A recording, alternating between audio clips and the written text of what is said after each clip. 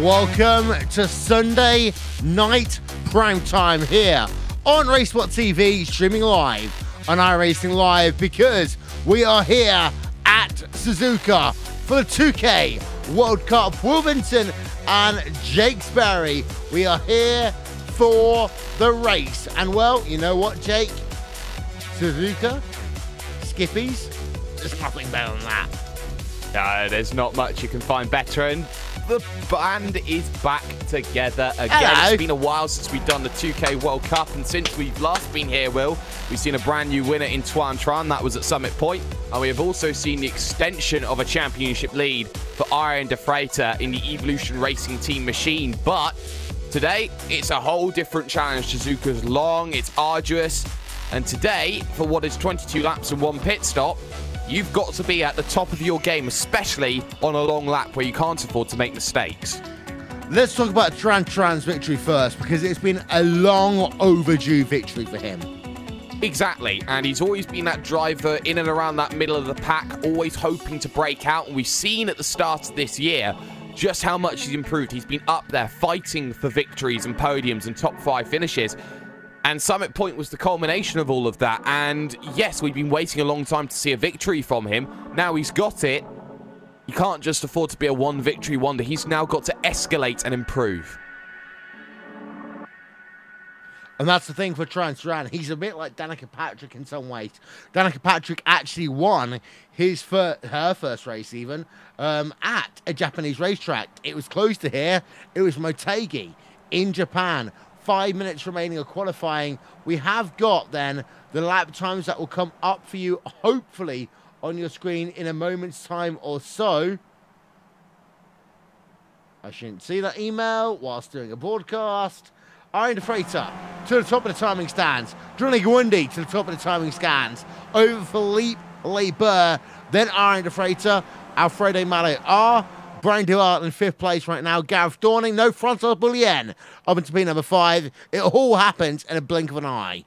It certainly does, with everyone setting a lap time very close together. Here's my eye. I want to keep an eye out on the fastest man in practice, Andrew Precario in the 168 machine. Run to 130R here, left-hander, 189, 190 kilometers an hour before angling the vehicle into the left-hander. And, well, right now, what you have to say is it's always going to be a very interesting qualifying session. The grid's a little bit lighter than we've seen in previous races that we've seen, only 35 or so drivers, but there's still a lot of track position that you have to navigate and negotiate your way around as Precario comes to the line. He does himself a 2:23.1, which is a good lap time. It's only good enough, though, for 7th. Kane Halliburton, 2:16. That's got to be Kane on the top 3. So for Kane Halliburton, then that is up into P number 3 right now. He is only 1/100th of a second behind Philippe Leber right now. So Halliburton, fantastic lap for him there, Jake. Does not get him any higher than the inside of row number 2, but awesome lap by him. Awesome lap indeed, and here's a name that we didn't normally expect to see. It's not the Gordon Ramsay, but it is a Gordon Ramsay coming to the line, and he'll be hoping that he gets himself a very good time indeed. And it's not a Michelin star effort at all from him there, because he's only P27. You know what? Last time we did a broadcast, about 25 minutes ago, someone said the F word. We're not going to say the F word here today, even though Gordon Ramsay is. You know, actually, Jake, he once gave the starting command for an IndyCar race. Wow, unbelievable. I wonder if he asked for some lamb sauce alongside with it. He actually said, ladies and gentlemen, please start your engines. It was at Long Beach a couple of years ago, and he didn't say a swear word at all. But Johnny Gwindy does lead the way in terms of qualifications ahead of Philippe Leber, then Kay Halliburton, Aaron De Freitas in fourth. Oh my word, Mallow to the top of the timing stands. Yes, and oh my goodness, Leber joins him up on top. Fantastic. 200ths of a second quicker. You can't ask for any quicker times than that. Brian Dewell gets himself up into ninth. Boulian bottles his lap, and still looking back, you got drivers like Houseman, Watson, Precario still to set their times. And this is the thing that I keep on looking at here, Will. It doesn't matter what you do from time to time. 10 drivers on any given day can get pole position. The top 9 right now are split by half a second, and Halliburton is on a lap. Yep, and Halliburton's down to P number 6 for the time being. Here's the back end of Leber coming towards the start-finish line to get himself pole position, but Halliburton is on a lap, so let's show you that lap right now. Currently in towards Spoon Curve. Bit of oversteer, I would say, for him, but he's still keeping it on. Halliburton boxes. Yeah, so he's going to do that right now. So Halliburton will box. He will not get pole position here today. And that's, again, the oversteer, I would say, down at Spoon Curve there, Jake. Yeah, Spoon's such a difficult corner because it's 2 apexes and both of them are off camber. The moment you start having to wrestle with the vehicle, you are pretty much nowhere. Like Kenny Omega has been for quite a while with Kazuchika Okada, but that's beside the point. Greg Seitz, though, probably one of the last drivers who will be able to set a lap time. Disappointing qualifying again at the moment. P13, as things stand, needs that little bit more in the 74 machine. Part of that TT Racing outlet, which has P1 and P4, to 22.7. Oh, that certainly puts the critics wrong there. P3, Greg Seitz, brilliant. So Greg Zeitz then moves himself. Greg Zeitz moves himself up into P number 3 for the time being. There is going to be then a look at your starting grid for this evening's race. Pole position will go to Philippe Leber. As has happened so many times over the past 10 seasons here on Racespot TV.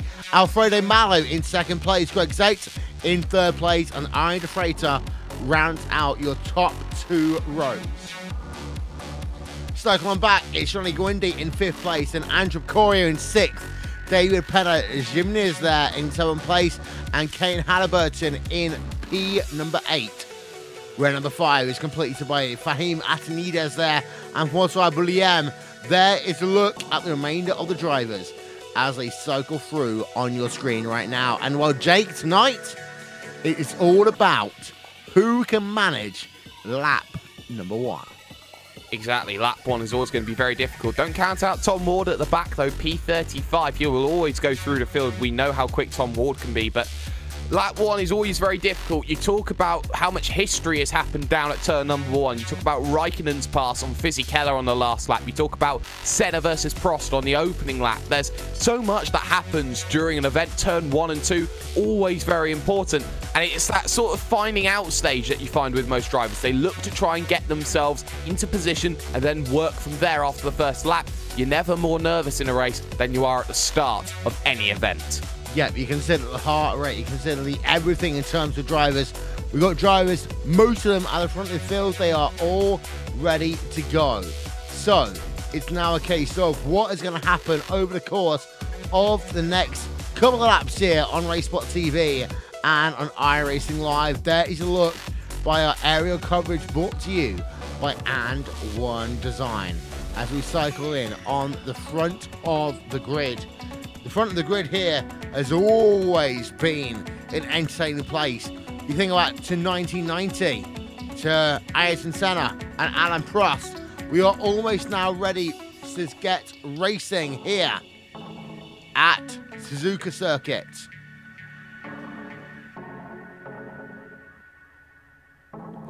Just a few drivers remaining to get onto the starting grid. They'll be there in just a couple of seconds' time. Or so we hope.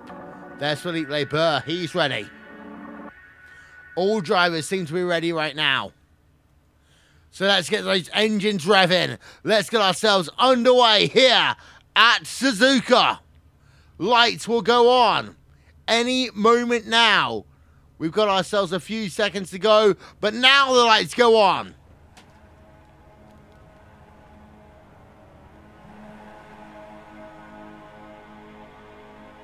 Long wait. Green flag. Here we go. Fantastic start by the 74 car in towards turn number 1. One position up already. And also Philippe Barber is under pressure in towards that first corner. Sazit, fantastic start by him. He moves himself up into P number 3. Barber just holding on to that race lead as they all battle behind him right now, Jake. Yeah, Barber right now in position number 1, dominating, but Iron De Freighter holding off into position number 3 overall. Make sure he puts the Evolution Racing Team machine into play, and just behind that, Gowindi has to fall into tow behind his own teammate, and yellows are called. Yeah, we got ourselves Gordon Ramsay, the driver there, who got involved in an incident. Let's have a look through to other drivers, because at the rear end of your field, there was a lot of carnage there. Down through turn number 1. We're on board with one driver right now. That is Casey Black. Yeah, and well, it seems that Casey Black got almost involved there. It was Leroy Coppage getting up and over and straight across the circuit. It all was at the back, and especially in the S's section, there is a lot of gravel. It does check up and slow, but the moment you get these vehicles going up and over, it's almost like you're trying to throw bricks about in a china shop. You're not going to really avoid too much. And if anything is to look at how Gordon Ramsay is desperately trying to crab his way back home. Right now, he's got a fast repair, and with this caution, brings a lifeline. Yeah, and there's Elroy Coppage even, as he was involved there in 3 separate incidents. And the thing that's worth noting is what we can see from above in that situation, Jake, because it did look particularly difficult for drivers. It did, and, you know, the issue was that everyone's got their own braking point coming into turn number 3. The tyres maybe are a little bit cold. They're difficult to get up to temperature because, as I've said on many occasions before, well, it's like having 4 Oreos on the sides of your vehicles for tyres. When you get yourself into a situation where you're on colder tyres, you are trying to work out where your braking points are, the problem with having a massive field like this is the fact that the moment someone steps out of line and makes one mistake, you are punished 100-fold, and you might not even be involved in that incident directly, but you will still be affected by everything that's happened. As such, pace car will have to come out onto circuit for what is one of the first times that we really have got to see it this season, but a big incident. And as you look, pace car pulls out, the roof pace car is on track. Yeah, indeed so. So we're going to take a couple of moments here on RaceSpot TV and on iRacing Live. But it is Philippe Barber who leads the way right now over Alfredo Mella. And that is the story we'll come back to after this.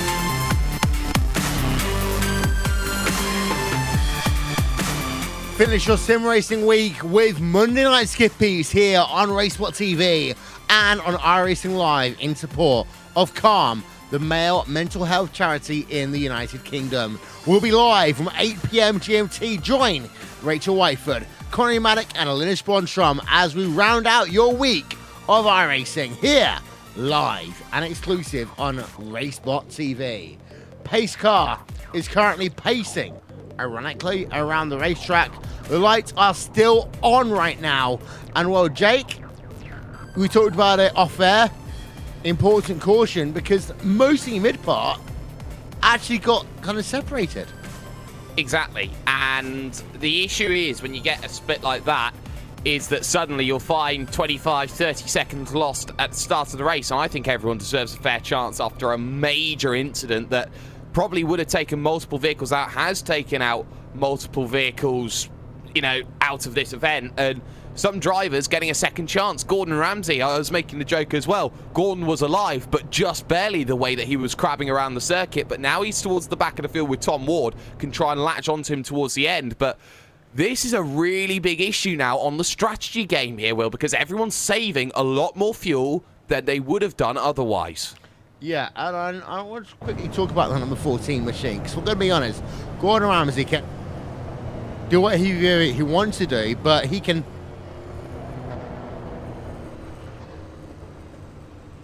Hopefully the sensors caught that one out there, Jake. Yeah, I didn't hear a bleep, I just heard emanating silence, so you need to find the bleep button. I cannot do the bleep button and the silence button at the same time, that's just too much to ask for. But Felipe Barber does lead this motor race right now.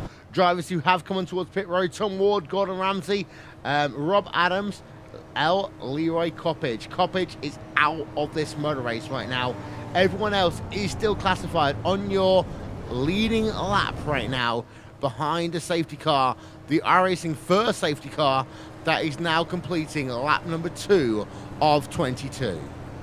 Yeah, it's not often that you see a Porsche at the front of the field in a Skippy race, but that's what it's going to have to be in this situation. But something that is catching my eye is actually what Evolution Racing Team have done in regards to positive sim racing, because not only has Arian De Freitas made the jump, Will, but Paul Malokas also jumped to Evolution Racing Team as well. And I just can't help but feel that Evolution Racing Team are picking up the mantle where positive sim racing are focused now more on developing their GT3 side and also their Formula 1 side of aspects.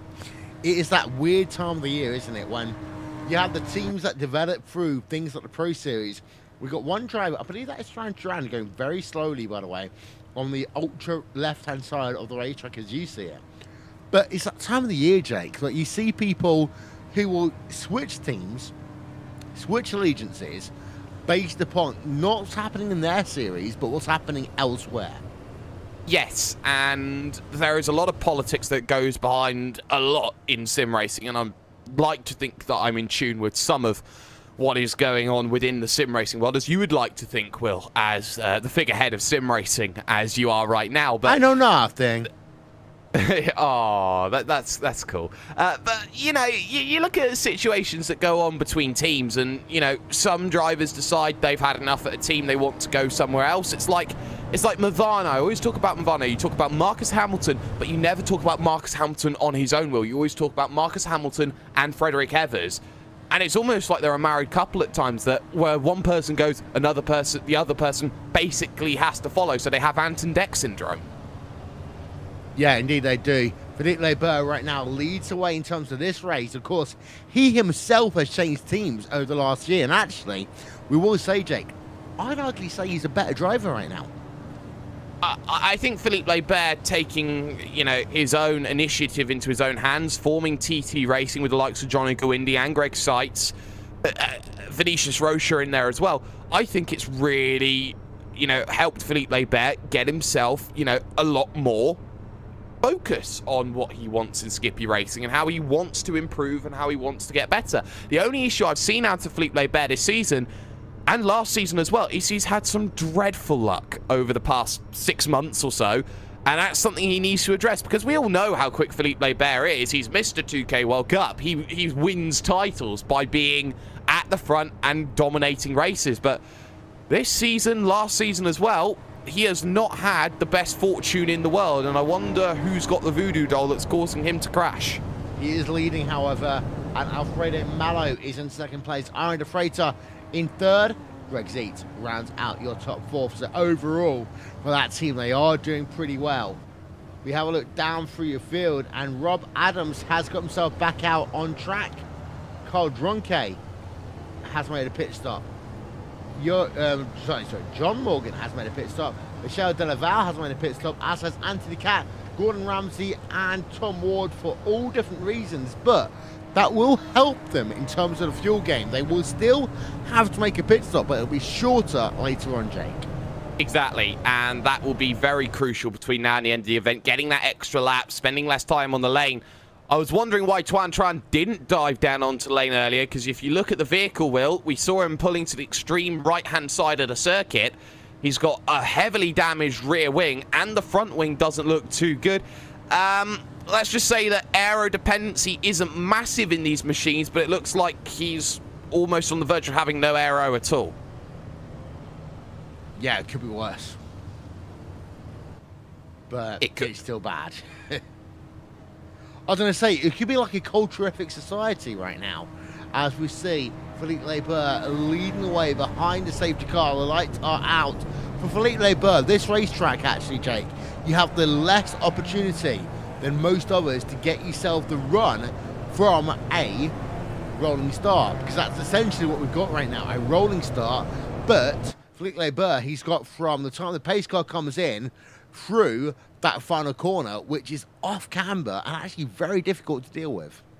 Yes, and getting the power down is always a nightmare when you go through that final corner. Daniel Wensing will demonstrate that one in World's Fastest Gamer. 4 inches of the wheel. Granted, his wheel was off the mount, shall we say, but it still goes to show you that final corner, do not take it for granted. We saw Michele Constantini have a horrible start at Las Vegas in the finale of CIS, but it could be a very similar situation, Will.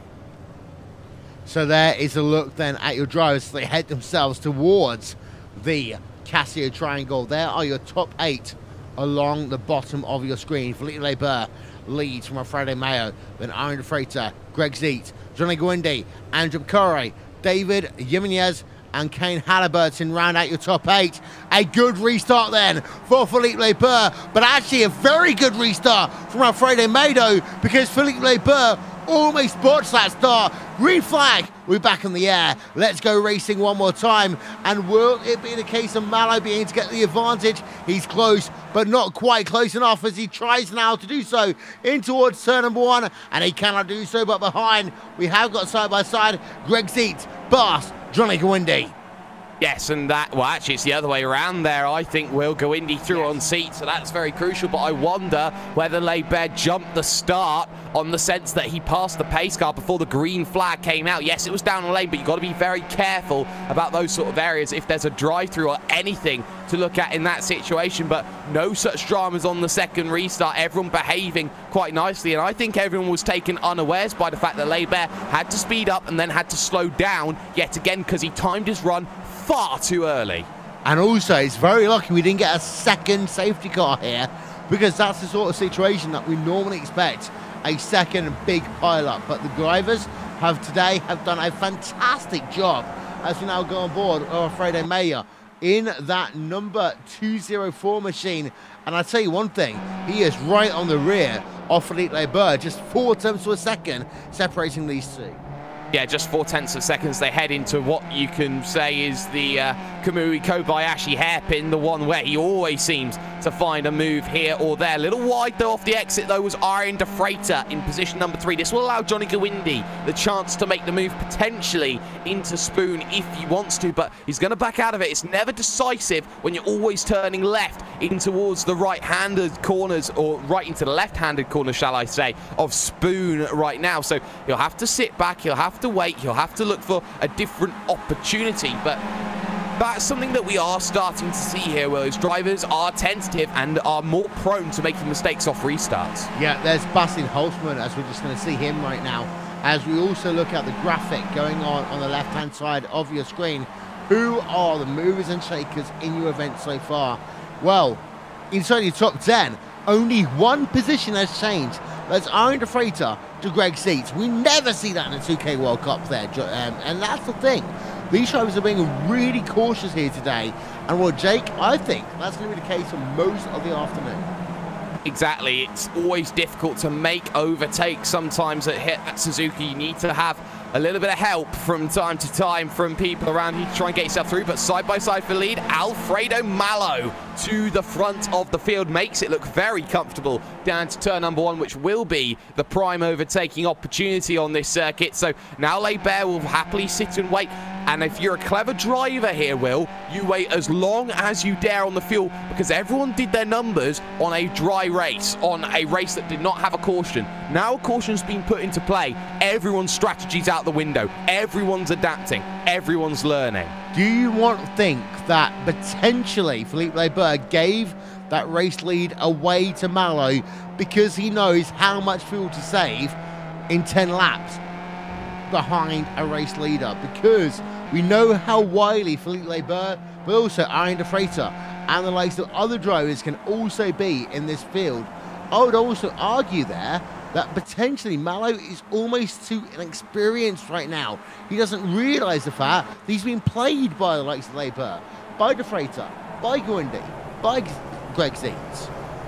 Maybe he does, maybe he doesn't, but Alfredo Malo in the 204 machine, hailing from Club Iberia, will be always looking to try and make some moves really, really well. So the question for Alfredo Malo is now going to have to be, can I break away 1 second? It's always very difficult in a field like this, but I doubt he will. So he's basically sharing a lot of the workload, I think is the word that we have to say right now here, Will. And I think Leibert will be happy to take the mantle of the lead back up and share the workload as long as it means that his rivals are behind. Yes, so there's a look at Leibert in towards 130R, then they come. Philippe Leibert, let's go on board with him. In towards 130R, not quite close enough. Towards the Casio Triangle, again, not quite close enough. Gap is 0.2 of a second, closer to 0.3 of a second on the exit of the corner. Leibert is still being rugged, that's the thing. So even if he's playing defense mode right now and not allowing himself to go back to the race lead, and again, you don't go back to the race lead because of the draft around here sometimes, maybe Leibert is really pushing just to keep that advantage as it is. Well, there's more things than that he's got to worry about, because it's a train of 10 at the front of the field. So any one of these 10 drivers going back to Francois Boulian has a chance of winning this event, in my opinion, Will. I don't see Mick Watson, Brian Duell getting themselves back into it, but what I do see is that the moment a mistake happens in this section of drivers, shall we say, then everyone else has a chance to pounce on it. I think that if you know that there's 9 other drivers here that you're fighting with, I don't want to be the guy at the front who's going to put myself off the strategy with everyone else. I'm very happy to sit and wait in ideally the perfect position, the first position to pounce on any mistake by the leader. And there's Francois Boulian. He's currently scored 3 seconds behind your race leader and also 7 tenths of a second behind Kane Halliburton. So Boulian is that driver who is losing ground right now, or you would say is really trying to save some fuel around this racetrack, knowing the fact that the track will come together through the hairpin section. There is Johnny Guindy versus Iron De Freighter. They are scored by 2 tenths of a second right now as they exit the hairpin, and it is the number 1 machine, Iron De Freighter versus Johnny Guindy in the number 18 car. These battles have been going on, not just this season, they've been going on for many seasons, Shake. Yeah, we call them the usual suspects from time to time, because they are the usual suspects who turn up week on week and have these battles. And a look from Guindy now on Iron De Freighter, who just struggles through that section a little bit, will now look to use the draft to his advantage down this long straight, which goes up the hill, over the bridge, to what is going to be one of the only of 2 figure-8 circuits on the iRacing service that function as a full racetrack. I don't necessarily classify Irwindale as that sort of circuit, Will, but you look at what's going on right now. Everyone knows that they can't beat everyone else, so they'll happily sit and they'll happily wait and they'll happily save their fuel numbers. As I take a look at, I believe that's Fahim Antonides. No, the driver just in front of that, David Pena, trying to find a way past Andrew Picario, but this is the thing. The moment you get out of the draft, you're losing, what, 5, 6 cars worth of draft? It's almost impossible to overtake further back. Yeah, let's look on board. For example, Brian Duell right there in the positive sim racing car being passed by the number 112 machine of Matthew Wallet as they come through the 130R in towards the bus stop chicane. The Casio triangle, same thing. Gets passed again. This time by the number 112 machine of Michael Wallet. It was actually the number 131 machine who got past him in the first instance. But that's momentum going back at you once again. You lose one position, you have to go online, and that means that you've got a lot of speed that you are losing in this car, and speed that you lose in this car will cost you positions, especially if you're inside the top 10 right now. You got yourself the driver of Alfredo Mayo leading the way in this motor race. Philippe Leber is in second place. He is doing all he can to keep up with the driver of Mallow. The gap is 4.3 seconds right now. I say that about 43 100ths of a second right now. I get it right, Jake. Yeah, you'll get there in the end, but, you know, we enjoy you nevertheless. But, you know, it's been nice seeing the overtakes that have been happening. Woollett going through on Christopher Cash as well. So Matthew Woollett doing well. But it's the middle of the pack trains that are all trying to get back onto line, getting back on point, trying to find their way onto that leading train. Because everyone wants to be on that leading train, have a chance of winning. But the bridge between the divide is the 666 of Mick Watson, who wants to try and find a way through. He's struggling to make anything of that sort of way happen. But we have seen a vehicle go out of the race, and that's Pascal Vandenhoek from 23rd. Yeah, indeed. So we're looking on board right now with Andrew Picorio versus Greg Zeitz. This is P number 6 as we stand right now. And Picorio is one of those drivers there in that pack. He cannot get past Greg Zeitz because Zeitz in turn has the draft over Johnny Wendy, who in turn has it over Arne de Freitas, who in turn has it over Philippe Leber. So these drivers are all basically in the coattails of each other. If you're the driver of Picorio, do you come in early? Oh, that's a difficult call because you've got to rely on your one-lap pace and hope that's good enough. And that's always a very questionable matter, and it comes down to brave souls who try and do it. But look at the battle for the race lead now. Leber, was he happy to make the move? He thought about it, but then decided, no, I'm not happy on my fuel number. I'll go back to my strategy and just sit and play the waiting game. And I've seen it. 4 or 5, 6, 7 different drivers all look like they have a move and then just sit back and wait, Will, because ultimately they've got to go as long as they possibly can. There's no point wasting fuel by trying to make rash moves, rash decisions, or getting to the front. They are trying to force Mallow out of this race by forcing him to pit earlier and spend more of his fuel on the stop. There's a replay of Philippe Leber. He actually got out of the draft and got off the gas pedal. He's like, you know what? I don't want this race lead right now. I want to have it on my terms, not other people's terms. And that is an important thing with drivers who are going for the race lead. The gap is 0.2 of a second, but Leber does not want anything right now in terms of that race lead until after pit stops are completed. But get this, look at that. There are 8, 9, 10 cars all in the shot of one camera there. And we don't see that quite often in the 2K World Cup. No, we don't. I'll tell you something else that we don't see too often in the 2K World Cup is we've had 7 different winners in the last 7 races, Will. And this race 8, or shall we say the 10th round of the championship, if Alfredo Mallow wins this one, that's an 8th different winner in 8 different races, Will. That's ridiculous. It really is. And it does also show the diversity of the Skip Barber 2K World Cup here on iRacing Live that comes to you every couple of weeks. But here then is Mallow versus Leber versus Arne de Freitas versus Gwindi. Who's going to get it as they come down towards this 130R once again? We're on board from the rear of Alfredo Mallow. And actually Leber, nothing once again.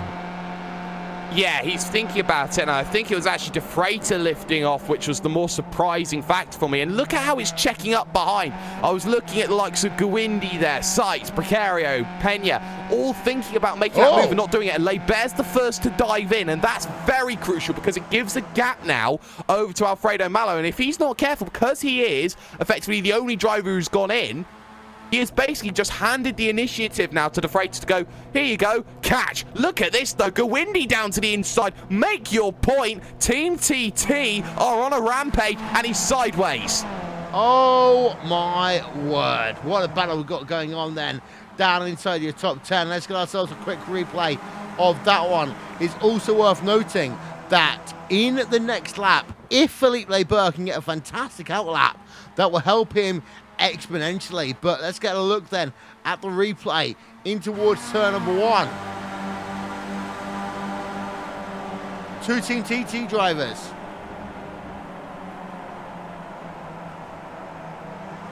Johnny Gawindi almost seeming there like he's had enough there, Jake. He wants to go racing, and he knows that if he doesn't get the chance to go now, he won't get it at all in this motor race. Do you know what's really crucial about this, Works? The fact that he is acting in favour of Philippe Leber right now, because I'm going to use a poker term here, because he's putting what is known as blockers in the way by forcing himself to get into a scrap with Ariane De Freitas. He holds up De Freitas. Yes, he holds up himself, but he releases Philippe Leber, and he only releases Alfredo Malo. Now, tell me something. Would Philippe Leber rather fight 10 drivers or 2 when it comes to the end of this race? 2 drivers, as simple as that there, as we go on board again with Johnny Gawindi. If you want to see where Philippe Leber is... Oh, he's sliding again. He is. It's a very weird thing right now for Gawindi. As we have a look back down to Philippe Leber, he is classified in 29th position right now. But the important thing for him is he is in moderately clean air. The driver ahead of him, well, that's Neil Botums. 2.5 seconds ahead. And I will say, Botums seems to be so far off the pace right now that all of a sudden, Jake, this should be easy for Philippe Leber. Yeah, it certainly should. I wonder if Johnny Gawindi has decided that Mie Prefecture is now essentially a Tokyo area, because he's been drifting all the time for about the last lap or so, just seeing whether anyone decides to cover the move by Philippe Leber, and the answer is no takers down onto lane. So now it's a case of time trialing right now for Mr. Philippe Leber out on circuit, the number 2 machine, as he looks to catch down Neil Botums, because if he catches Botums at a rate of 2 seconds a lap, he's going to be there around 130R. That's going to be perfect pickings for him when it comes to using that draft and deciding, you know what, you're too slow, I'll discard you, but I will gain that half a second that everyone else will be getting. I think that is a wrong decision there. I think that you... In fact, he dives in. Yeah. So that makes it even easier there for Philippe Leber. And again, I think that's a wrong decision there from your front group. They should have come towards pit road that time by. Yes, I think at least some of them should have been thinking about it, especially towards the rear of the field, because you look at likes of an Antonides or a Halliburton, they would have been the prime suspects to go in, because if they go in and they take that stop and they know that Philippe Leber was out in clean air, they have that same clean air that they have to use. If they're consistently stuck in that train, who knows how quick they are in comparison to Alfredo Malo. They won't be getting word necessarily of how quick Leber's going. Difference is Leber did a 2:56 outlap. You look at the comparison to Malo he did a 2:22.7 lap time over that last lap. And that's only a 1/10 of a second off of one of his fastest laps of the race, which was a 2:22.6. And you look all the way down the field, everyone in that train has some fastest lap time between a 2:22.4 and a 2:22.8. Yeah, indeed. So we're right on board with David Pena Yaminez right now, down in the number 198 machine towards the rear of this train. And the thing is, what we've got to pay attention to is what will happen to this train over the next 2 to 3 laps. On board, Racewhat TV, fan immersion.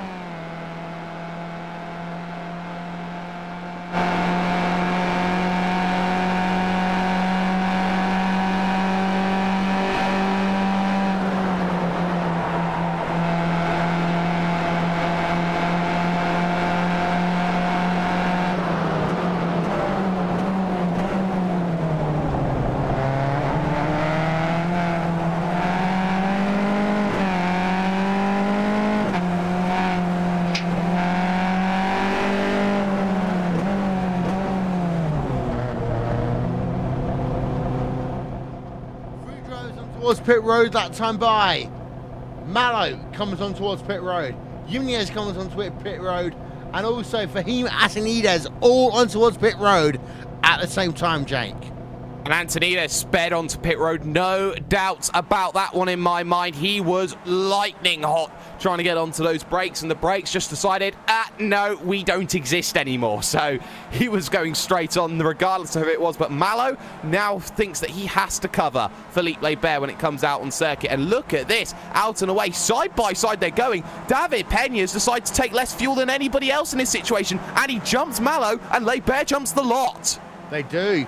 That's going to be really interesting then, because Felipe Lebert is currently classified as 1.5 seconds ahead of Yañez. That will come down a little bit, I would argue, but pit stop times, get this, 38.3 then, end-to-end for Felipe Lebert, but he was half a second faster on his pit stop. So Lebert botched his actual entry on towards pit road, but somehow managed to make it work. For him, Antonino then, a 15.9 second pit stop.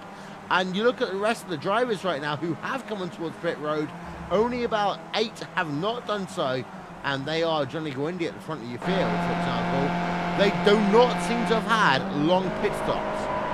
No, they don't. And again, Guindi gets a bit of the slide about him into Spoon as he looks to try and find a marker post on the middle of the apex to try and get as close to as possible through that section. And look, he struggles on the exit, so maybe De Freitas decides, you know what, I can't sit here and wait any longer. We could go too wide to 130R. Flashbacks to Schumacher and Alonso as they go through. He's not going to clear him like Alonso did, but what he's certainly going to do is try and throw it too wide into the right-hander, and look at how he's going to have to sacrifice everything by running wide. In fact, he may sacrifice it towards the likes of Greg Seitz, but look at this. He's still going to have the inside on the run into the Casio triangle, and what he could do here is block Guindi from coming down onto the lane. Guindi gets it all wrong. Who dives onto the lane? Everyone does. Ooh.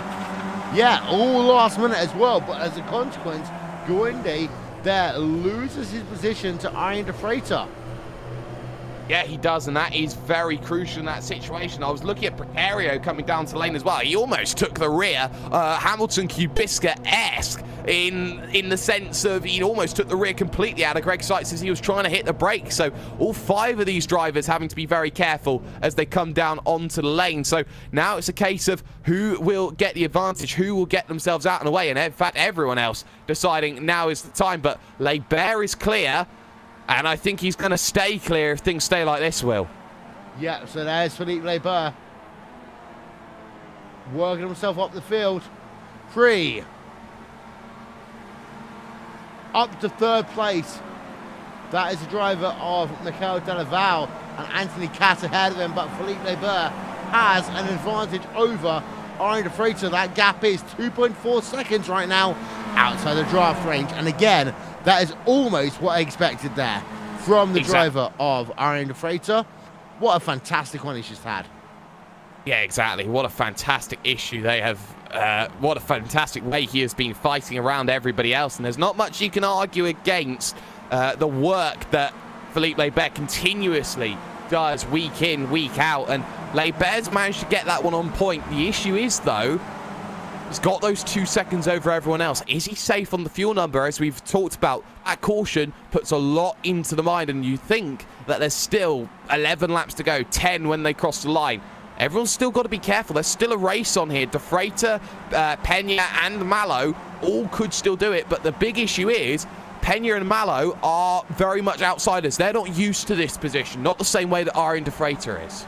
Yeah, and here's an interesting thing to note as well, that the gap between P3 and P4 is 2.7 seconds, but Ian De Freitas came in towards pit road 3 laps earlier than Felipe Lebert. We will take a quick moment here on Racesport TV and on iRacing Live. We'll be back in a moment after this.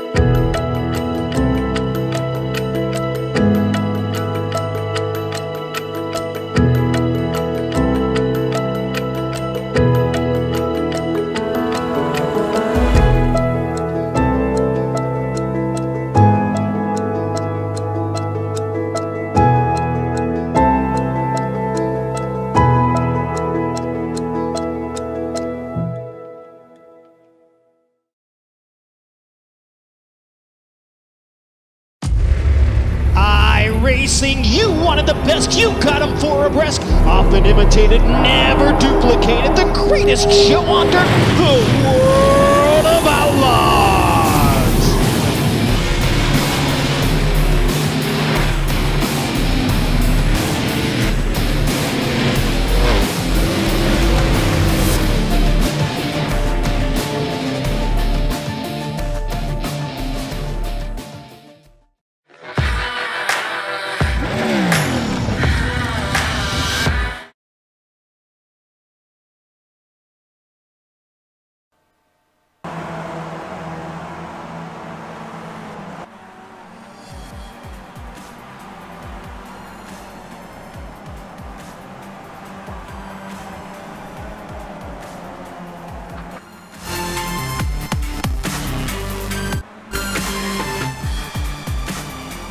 Don't forget, Monday Night Skippies is here tomorrow on RaceWhat TV and on iRacing Live.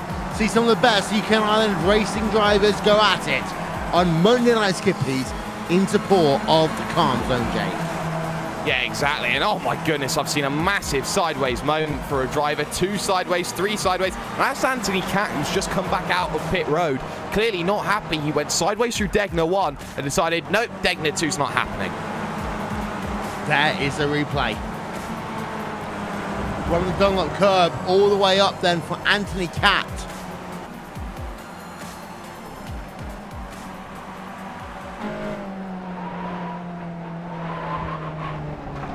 Completely right there, Jake. He messed up Degner number 1. No grip then, going wide at Degner number 2, and somehow manages to get back on track. Yeah, that's good work to actually avoid any of the barriers or anything like that from the driver of Anthony Cat. And it shows you just how skilled up and down the field everyone is. Remember, these races, you talk about official series races, these are stronger than that and are stronger by a fair distance from time to time. But right now, I've been keeping an eye on De Freitas' lap times, and well, 2:22.3 meets 2:22.4. I don't see De Freitas closing that gap down. It's 3 seconds. Yes, it is right now. As we have a look then at not only the lap times for the driver of Aaron De Freitas over your race leader, but also the amount of time he has lost. And there you can see it up on your screen right now. Now, last time by, he actually lost almost 1.4 seconds, for 1.4 tenths of a second over your race leader, as the pit stop times are still a factor in that one as well. But Aaron De Freitas is not gaining time over your race leader as it stands. No, it isn't. No, he isn't even, shall I say. But there was always one driver who was racing in these who would always get himself to the front of the field, Will, a certain Vinicius Rocha. And if you remember, on 4 or 5 different occasions, he'd go light on the fuel and he'd go too light on the fuel. He'll gamble it and lose it all in the casino. So for Philippe Laibert, has he rolled the dice on the fuel number, and can he get that vehicle home? He's the best at it, but there's still a hungry train of vehicles inside 10 seconds. Top 10 inside 10 seconds right now. And there's a train stuck behind Fahim Antonides right now, which includes Seitz, Gawindi, Picario, and Halliburton. And all of them need points. And also, don't forget that Philippe Laibert, the one thing he needs right now is a draft. And Philippe has not got any of that right now, because Philippe Laibert is in complete no man's land. And he's also got Aaron De Freitas actually starting to close him up right now. Yeah, Aaron De Freitas deciding, you know what, time to hit the afterburners. He doesn't need to win this race, Will, but what he needs to do is minimise the damage that Laibert is dealing in the championship to Aaron De Freitas right now. So for Philippe Laibert, he needs as many points as he can. He can't do any better than being at the front of the field. For Aaron De Freitas, he needs to stop Philippe Laibert from scoring as many points as possible. By doing that, he needs to score as many points as he can as well. But you look at Aaron De Freitas, Alfredo Malo, if he's not careful, will start dropping off the back of this group. David Pena has had a couple of looks at trying to make things happen, and there's a poor exit, actually, from Alfredo Malo in position number 4. If he's not careful, 1 second's going very soon. Yeah, I had a look at the grid then as the drivers came into this event, but there's a look on board with the nose cam of the driver of Minez. Cannot get anything over your top few drivers, but what I will say is the gap right now between P number 2 and P number 6 is only classified, in fact, P number 8 is only classified as 5 seconds right now. So these guys in the mid-pack are desperate for positions. They are, and they want those positions. They know that if anyone makes a mistake up front, they're going to pounce like hungry hyenas. So they know that they have to make those positions and make them go through. Iron Defrater running a little bit wide, though, there through Dunlop. He's lucky in the sense that he had a little bit of a twitch through that section, that he got onto the right-hand curbing. But that was the place that Jules Bianchi tragically lost his life. And in wet conditions, you can easily go off. But in dry, it's so easy to tank slapper there. Indeed so. We're going to go on board then with the driver of with Mallow for the next couple of corners. This is Racesport TV Fan Immersion.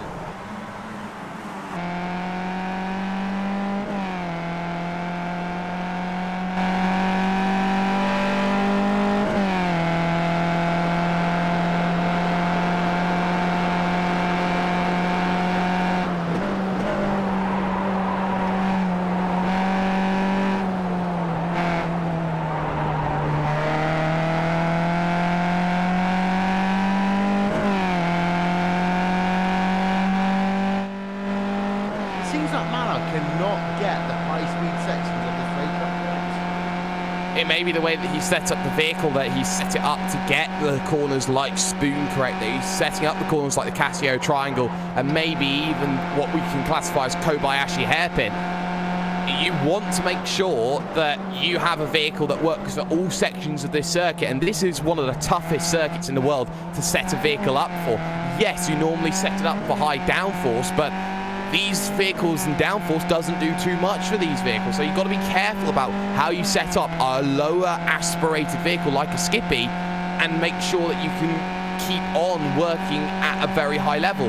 As such, Defrater loses 0.2 of a second in comparison to Laber, and that was all that one wiggle wheel. Okay, so we've got ourselves now less than 10 laps to go. Working ourselves on lap number 16 of 22 here at Suzuka International Raceway. There is the ticker going along the top of your screen. But Alfredo Mayo has actually scored himself 2 out of the last 3 laps. He was faster, yes. Lap number 13 was only by 8 1/1000th of a second. But a win, Jake, is a win. A win is a win, and it doesn't matter how you do it. A win will always be classed as a win. People won't like you for the way that you win, but a win is still a win. And Laber hasn't been untoward, has strategized better than anybody else in this event, has known what the moment is, has done all his strategy work. Oh my goodness, Defrater, how close do you want to get it out of that section of Degner 2? That was very similar to Valtteri Bottas and the way that he had one of those offs in free practice 3 wheel when they went to Suzuka. So right now, you have to feel Defrater pushing his luck. You know what? I've done that before, down a racetrack, seeing what you can do. But here's a replay.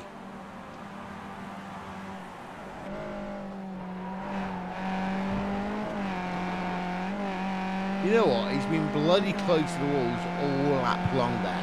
And actually, I would think that's the thing there, Jake. Yeah, I think he is trying to use all of his road tax and then a little bit more in that situation. So Iron Defrater having to be very careful now about what he does, whether it's a battle for first or whether it's a battle for second right now, because David Pena thinking about making the move, but again, thinking about it, he wants to make it on the final lap, get it into 130R, get it into the Casio Triangle, have this opportunity to make the last lap pass. You know, nobody wants to work with Iron Defrater. No one wants to work with the championship leader. They're all sitting behind, wanting to take points away from him and score their own points. So right now, Defrater's got to do it on his own, and that's the big issue that he's going to have. But look at how close Pena is down the straight. Yeah, there is Pena as he's now, what? 1/10 of a second up the last lap. He's been fantastic on this lap right now, closing up to the rear of the driver of Philippe Laber. Battle for P number 2 right now. Iron Defrater in that second place, and Defrater does not necessarily know what he has got coming to him as we come down to less than 5 laps to go there, Jake. No, he doesn't know what he's got coming to him. He's got to be incredibly careful now because we've seen him chancing his arm a couple of times. He can't afford to make any more mistakes. That train further back, though, for P5 backwards is now Greg Seitz trying to break away, actually, from Fahim Antonides, who is starting to struggle a bit. Gwindi, Halliburton, and Precario all there waiting, scrapping, hoping to get anything of the picks. But you see drivers fall to the back of trains. Some go to the front. It's the driver in the middle that's always the one you look out for because they know that they will jump on any opportunities of any mistakes. Greg Seitz has found about half a second over the last lap or so. Yeah, so that is the issue for Greg Seitz right now. He is leading the way by over 2 seconds over your national leader. And, well, Iron De Freighter is in P number 2. And Iron De Freighter is currently scored 3 seconds behind the Felipe Burr leading team right now. That does not seem like democracy to me, really, there, Jake, when I talk about it. Well, you know, you look at De Freighter, yes, he doesn't have any democracy, doesn't have any friends, he doesn't have anyone that's working with him, but you've got to be really careful here if you're De Freighter, because you know one wrong move and you're losing 2 positions. You know that no wrong moves and you could lose 2 positions, and that is essentially 20 points in the championship when you've got a 50-point lead gone straight out of the window. So he has that advantage. He has a lead that it can be eaten into, but when we look at this event, when we look at the fact that it's 5 laps to go when they cross the line, he's got to look at the facts and think, you know, am I fighting for P1 or am I fighting for P2? And if it's P2, I've got no friends that's working with me. He's got to go again. He's short on fuel. Yeah, so that's important. And Leiber is as well. That's very important if Leiber is short on fuel as well. Let's have a look then. On towards pit road, this time by. Leiber being short on fuel though? Really, Jake? Well, the good news is he's had more wherewithal than Vinicius Rocha would have had. Rocha would have run out on the final lap. Leiber knows he's got to score points, so he dives down, splash and dashes, goes again. But Iron De Freighter is losing vital points as well. But the thing is, both of them now are together, and De Freighter's taken considerably less fuel at that stop as well. So he's going to take less than Leiber, bring himself back within a second.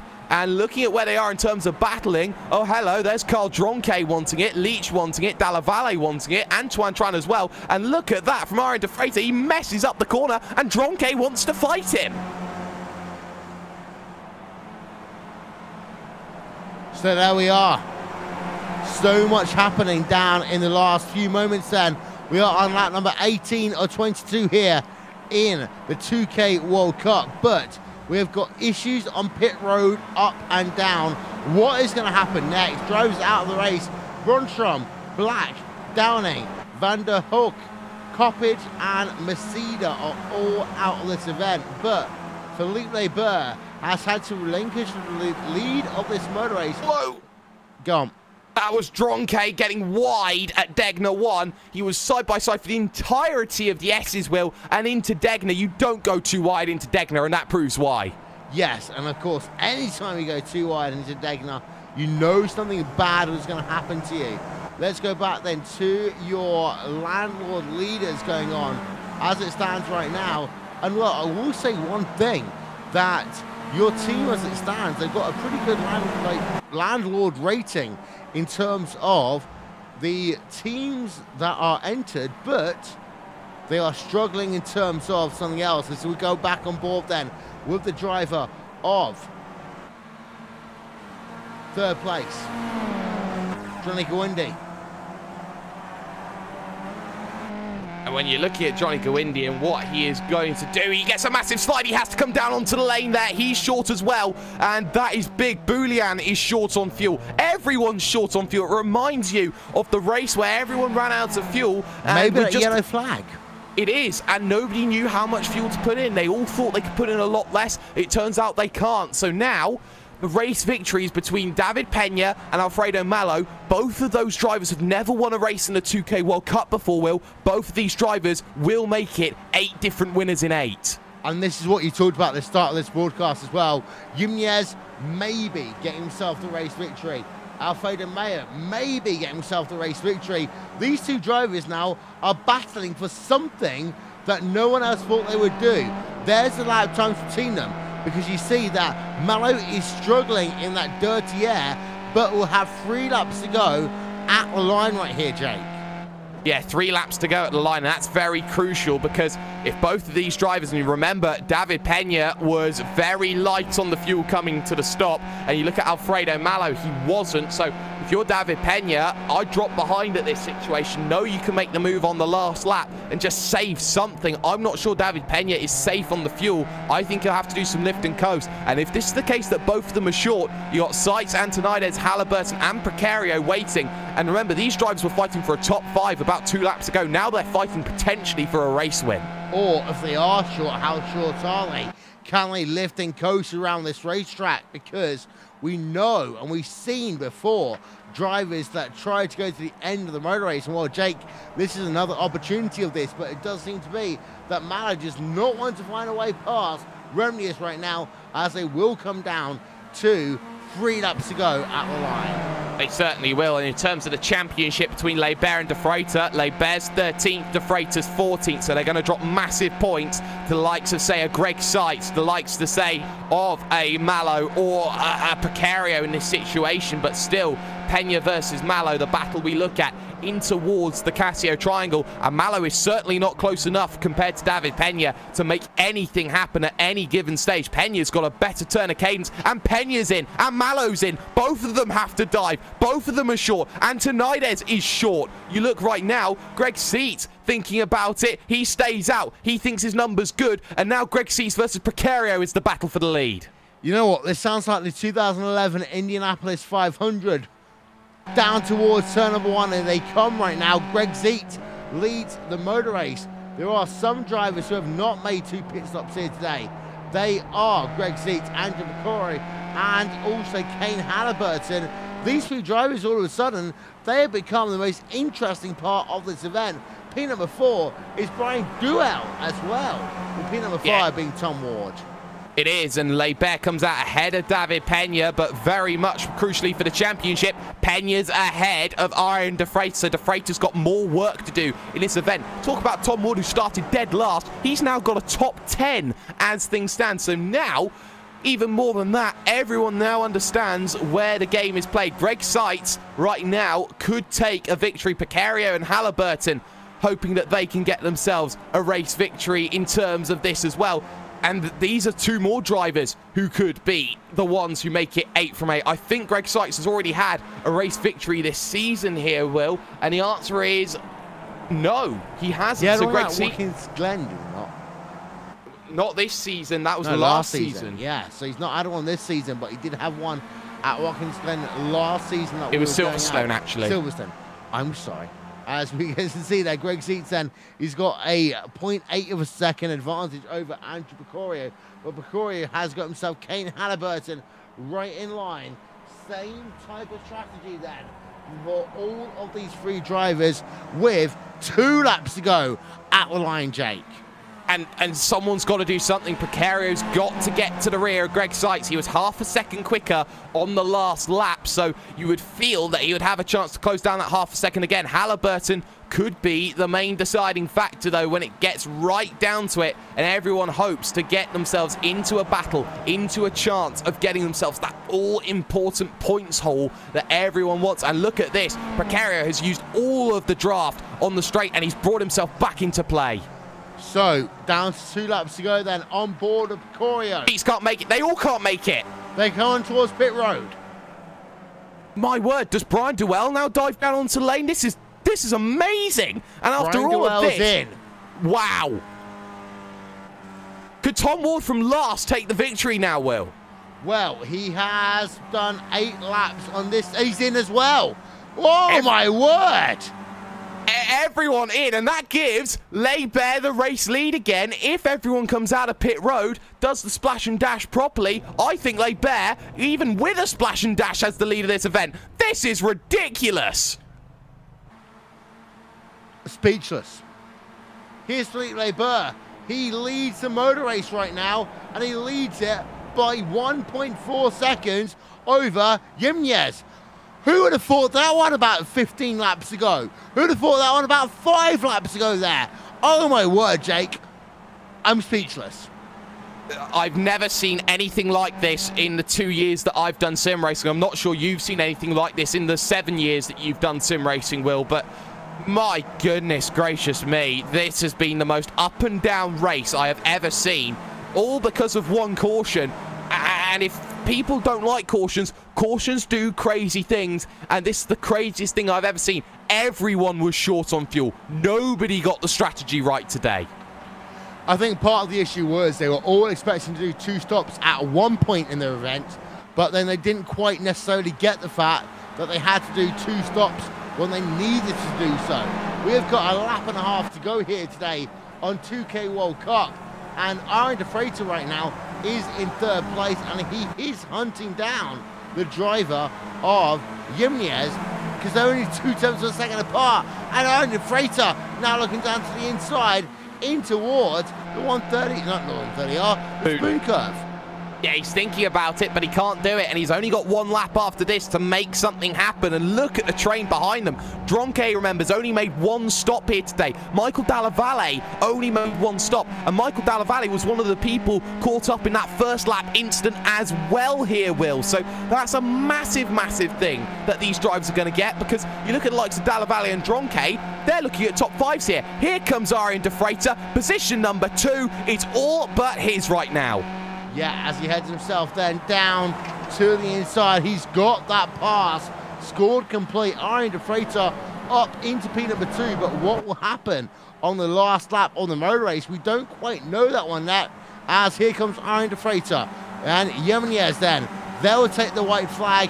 Many drivers now will be taking the white flag because there will be 1 more lap to go as they come past the stripe there, Jake.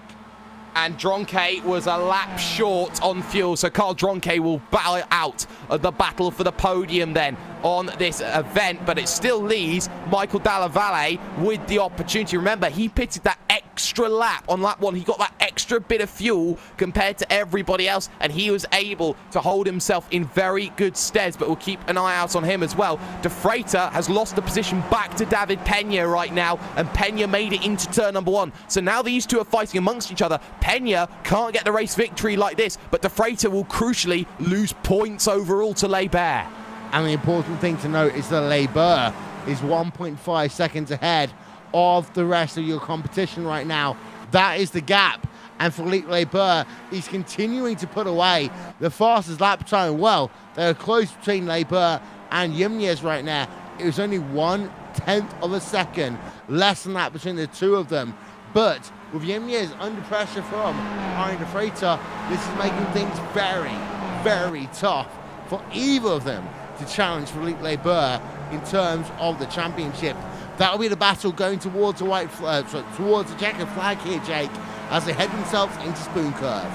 As they head themselves towards Spoon Curve, most certainly looking at where David Pena is in terms of the championship, the answer is not too forthcoming, so he won't be the driver that everyone looks at. They'll look at the battle going on between the pair of them, and look at Pena having to defend through Spoon Corner. It's ragging a little bit from Aaron De Freitas, but if he gets a good run, and I expect him to do so, he will get a good chance in towards 130R, good chance into the triangle.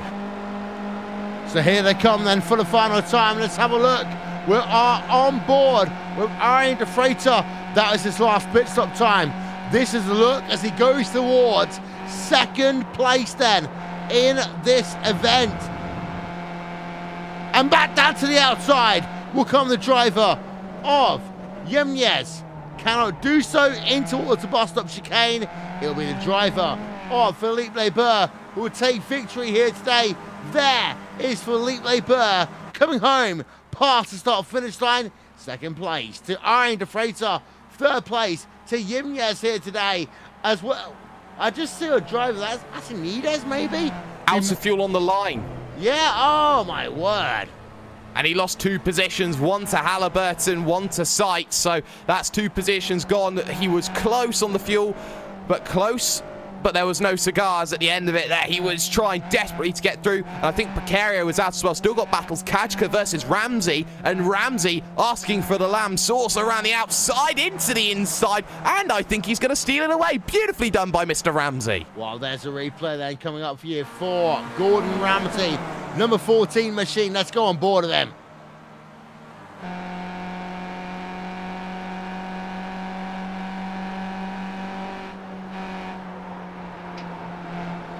part of the issue was you had a slow car stopped on the inside, you had a car on the outside, and Ramsey's like, you know what? Number 66 machine, that's my position. And Kalja there loses out to Gordon Ramsay as a consequence there, Jake. Yeah, he does, and Gordon Ramsay makes a very good move on Roman Kajka, and there's not much more you can say, but is this the greatest 2K World Cup race you've ever seen? Quite maybe. I think the caution, I mean, there will be people who will disagree with the caution because it's out of the rear of the field, but the caution needs to happen, Jake, and that, I mean, we've had 2 Japanese races in real life. We've had ourselves MotoGP and WEC. Both of them ended in crazy situations. So did this.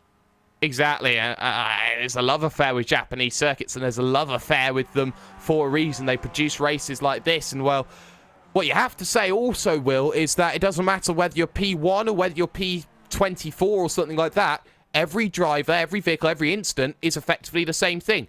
No driver should be treated differently because you're further down the field or not. You know, you talk about democracy earlier on. It's the same amount of democracy for everyone else.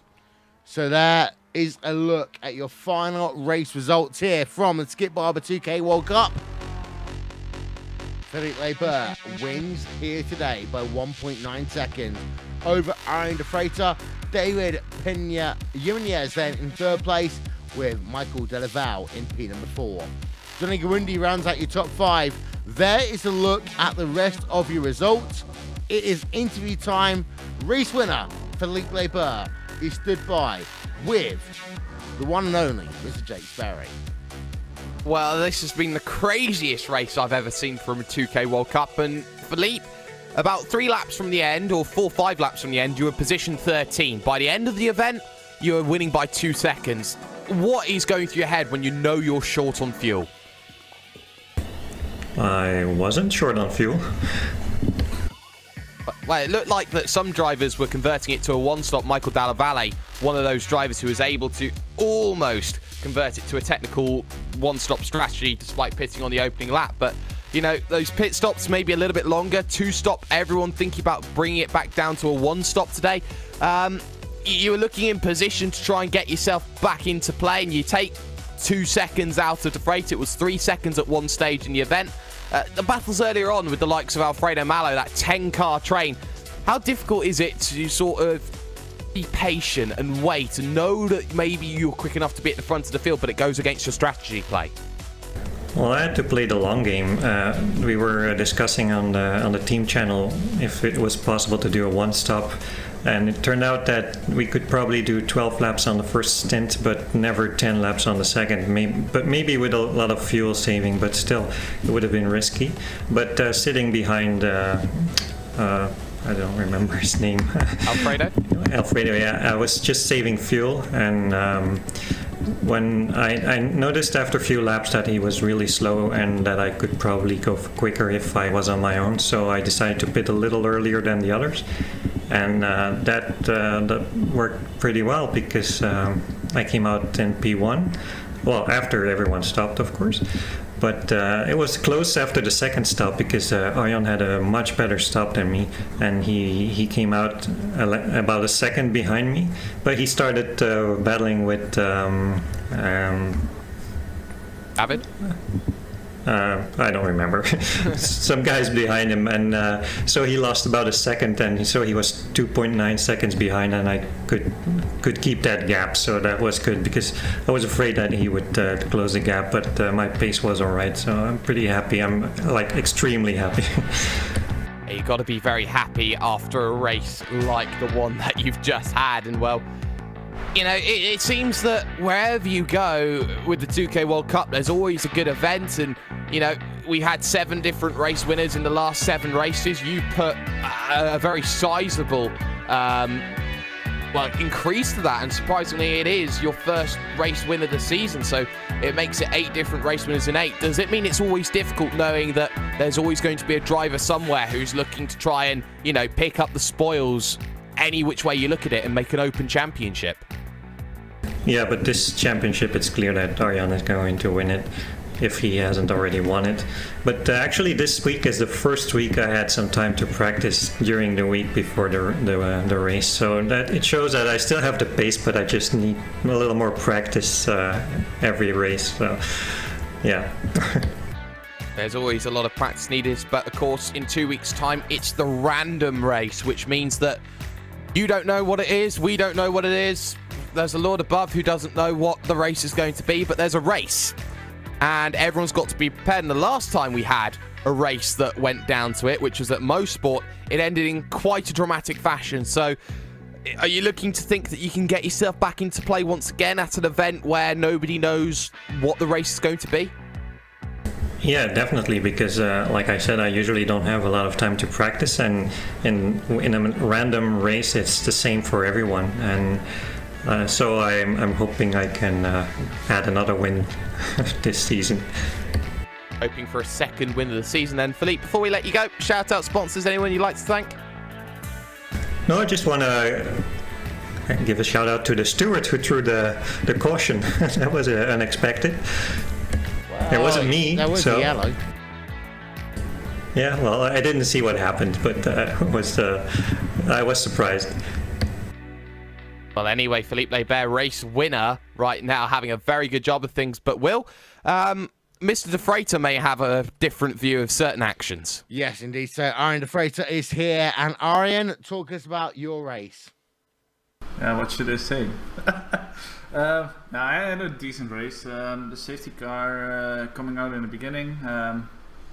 So I was kind of hoping I could make it on a one-stop. That's why I stuck behind the guys in the beginning. But yeah, Philippe pitted early, and then looking at my fuel and calculating while driving, that's always fun. I knew I wasn't gonna make it, so yeah, I pitted. My first pit stop was pretty okay, I think, because Johnny was right behind me and I came out like 3 or 4 seconds ahead of him. Don't know why, we were just talking about it in the waiting room, but yeah, no clue. It was a pretty good pit stop. Came out, kind of worked together with David, or he didn't pass me and we tried to close up on Philippe. Philippe was like 3 seconds ahead or something. Yeah, I closed it a bit, but then I lost again, and then I closed again and lost again. And I guess his car was a bit lighter, so he could run a little faster lap times. Yeah, and then the last pit, I only needed to add like 1.3 liters of fuel, so yeah, it was a sort of a splash and dash, and made up a lot of time on Philippe. And then Carl Drunker, he started fighting me, Philippe, so you know. Yeah, we came out of the pit side by side, and I thought, well, I had the inside and he would have let me go, but he didn't. So that cost me kind of the fight for the victory. But yeah, all in all, a good day again. Second, shouldn't complain, and good stuff for championship again. Although Philippe is gaining some points on me. But yeah, only 3 races left, so it's going to be tight. It will be indeed, but you talked about a very successful race in some ways for you. 3 races to go. I mean, what do you have to do now in order to make sure you get that championship victory? Yeah, I started calculating a bit this week, which I never should do, but I think Philippe basically needs to win 3 more races, or 2 more races out of the 3. Given I don't improve on my points. So yeah, it's gonna be tight for him as well. It's gonna be a bit scary, but we'll see what happens. Thank you very much. Then Arjen De Freitas coming home in the second place here today. I would apologise, I've lost my entire timing and scoring. We've also got Johnny Gawindi here. He stood by with Jake. Yeah, he certainly is. Johnny Gawindi, position 5 after that race. And Johnny, a very crazy one for you. You saw Philippe come down in, your teammate onto the lane, but with 2 shoes, you turned into Johnny Tokyo Drift Gawindi for a little bit. What was that? I don't remember. Who? What was that? I don't even remember. When Philippe went into the pits? Yeah, first stop. I didn't follow him, though. I You kept didn't on follow going. him, no, but what I was saying is that you made the move against Star and Defrater and then went a little sideways making that move. Oh, yeah, it's my specialty. My little touch, a little bit of personality to my driving. Well, it seems that, you know, Johnny, you had this good battle, and after that first pit stop, you found yourself in that middle group with, of course, your teammate Greg. You had the likes of Antonides, Halliburton in there, Precario. You know, that middle group, knowing that you had the leaders in front of you, was it about trying to consolidate for a very good finish at the end? Yeah, I mean, the whole race, even before starting the race, not knowing there would be a safety car, obviously, I just knew I had to prioritize fuel saving, and I did everything that I could, like right up to the second stop. I think every single lap of the race, I was the third car in the train, which is pretty much the holy grail of fuel saving, and I really don't know what happened, because I only, by the end, for my second stop, I only had to add fuel for just one lap. Not even that, maybe a tiny bit less than that. And even then, I ran out of fuel like 10 meters after the finish line, and I still came out of the pits, I think, 3-4 seconds behind Arjen. So I really don't know what I did wrong, but it is what it is. It certainly is what it is, and the caution certainly pay into effect to that, because you see the driver in front of you, Michael Dalla Valle, who started 20th out on the grid, making his first pit stop under a caution period. So when you get right down to it, do you feel that certain circumstances prevented you from getting a podium here today? Oh yeah, I actually didn't know he put it under the safety car. I just assumed he went on a single stop, which would have been just as impressive. But but still, yeah, that would have probably, I don't know. It's hard to say because like on one hand you do lose way less time pitting, but on the other hand you're stuck in traffic for most of the race and never know how much you'll be slowed down or how much you won't be. So it's really a gamble. It's easy to say in hindsight. Like if the race panned out exactly the same way as it did, again, I do think I would have definitely pitted under the safety car and then see what happened after that. But yeah, it's a gamble a lot of times in racing. Everyone always has to make a gamble. Sometimes it's not a 6 that you roll on the dice, though. That was Johnny Gwindy joining us, Will. And you have to say, even though it did turn into a 2-stop race today, you know, it was fantastic nevertheless. Indeed so, and it's been a fantastic way of really kind of rounding out this week on iRacing. It's been fantastic to see so many different events here. And while Jake, you commentate a number of them, I've commentated a number of them. Fantastic end to the week. Absolutely. And, you know, we've seen some of the craziest racing action all throughout what's gone on. You talk about the VLN finale and Evolution Racing Team disconnecting on the final straight, which had a moment, but they secured the championship through broadcasts that we weren't privy to, so splits afterwards, besides the point. But races get crazy. You talk about the final that we had in CIS. You talk about the likes of, say, stuff that I've been doing otherwise. There's always a battle, and there's always a race, and there's always a story you can tell from any race that's happened. And, you know, when you get right down to it about what's happened all week long, I'm pretty sure that some of the best racing iRacing has seen has come out of this week.